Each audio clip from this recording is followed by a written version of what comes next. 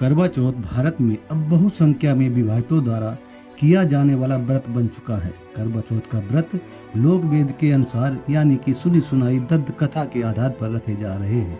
इस व्रत में संजना संवरना और दिन भर व्रत रखकर कुछ निर्धारित परंपरा के साथ व्रत खोला जाता है। इस करवा चौथ पर हम जानेंगे कि क्या ये व्रत शास्त्रों के अनुसार सही है। जानिए करवा चौथ व्रत की तिथि और उसकी विधि। करवा चौथ का व्रत कार्तिक मास की चतुर्थी को रखा जाता है।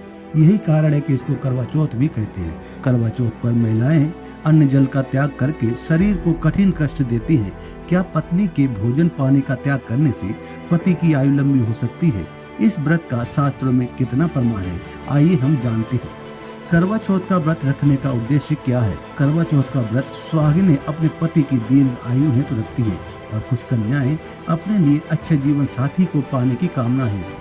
भारतीय संस्कृति में पति का स्थान महत्वपूर्ण है। एक महिला चाहती है कि उसके पति की आयु दीर्घ हो एवं उसकी मृत्यु के पहले उसके पति की मृत्यु न हो, किंतु वे इसका सही उपाय जाने बिना देख देख कर या सुन कर लोक वेद के आधार से ये व्रत रखना शुरू कर देती है। आज भ्रांतिवश एक बड़ी संख्या में महिलाओं द्वारा ये व्रत रखा जाता है। अब विचार करें, एक ओर कहा जाता है कि विधि का विधान और दूसरी ओर भाग्य से अधिक पाने की आकांक्षा भी है। ये उतना ही हास्यप्रद है जितना विडम्बनीय है। एक स्त्री और पुरुष दोनों ही परमेश्वर के संतान होते हैं एवं दोनों ही आत्माएं परमेश्वर के अति प्रिय है। फिर एक के भोजन और जल का त्याग करने से दूसरे की आयु वृद्धि की कामना कितनी सही है। किसी भी तरह का जो किसी भी इच्छा से रखा जाए वर्जित है। शास्त्रों में भक्ति योग को खाने सोने एवं जागने पर सफल बताया गया है। सीधा सा अर्थ है कि व्रत जागरण वर्जित क्रियाएं हैं। गीता अध्याय 6 के श्लोक 16 के अनुसार कहा है कि योग ना तो बहुत खाने वाले का है और ना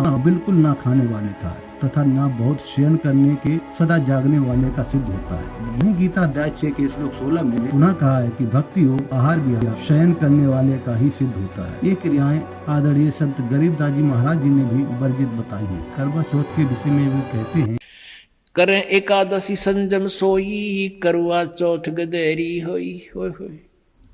एकादशी का व्रत रखने वाले और करवा चौथ का व्रत रखने वाली बहन बेटियां कहते हैं ये अगले जन्म में गधी की योनि में जाएंगी। अब करवा चौथ के है बता।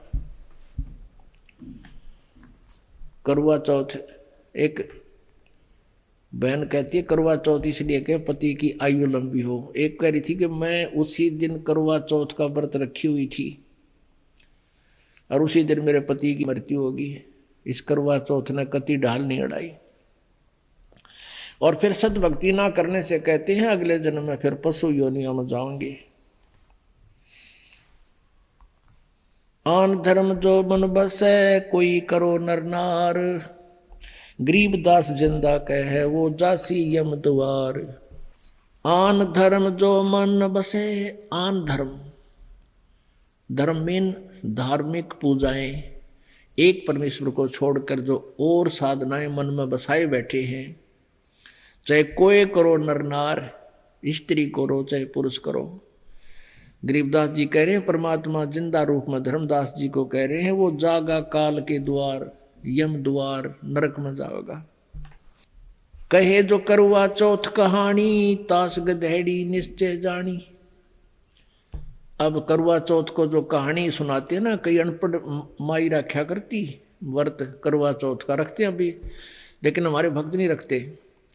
और वो किसी ने बुला के न्यू क्या करती बेटी या कहानी पढ़ के सुनाइए करवा चौथ की। अब परमात्मा कहते हैं जो करवा चौथ का व्रत रखे वह भी गधी बने और जो उसने कहानी सुनाओगी वह भी उसी कैटेगरी में होगी। करवा चौथ की मनमानी कथा की सच्चाई को खंगालने से यही ज्ञात हुआ है कि ऐसी कोई कथा हमारे धार्मिक ग्रंथ हो जैसे कि पवित्र गीता जी और पवित्र पांचों वेदों में कहीं लिखी नहीं है। मानव जन्म केवल ईश्वर भक्ति व उनके नाम का सुमरण कर मोक्ष प्राप्त करने हेतु मिलता है।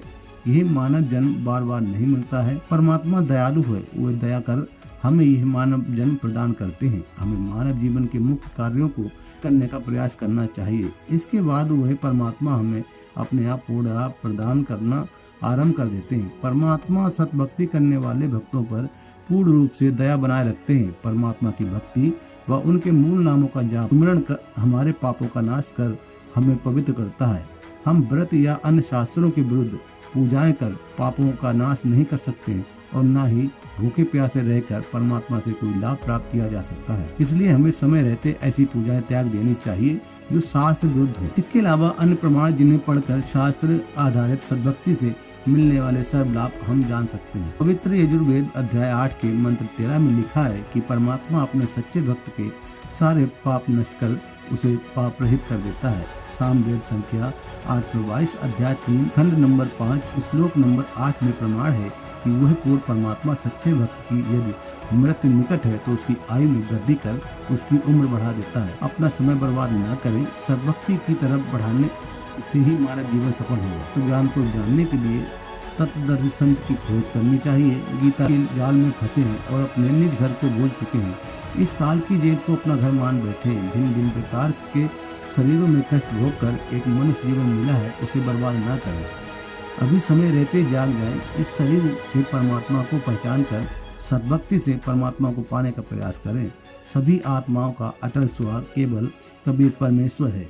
शास्त्र अनुकूल भक्ति करने के लिए संत रामपाल जी महाराज जी से आज ही जुड़ें। धन्यवाद।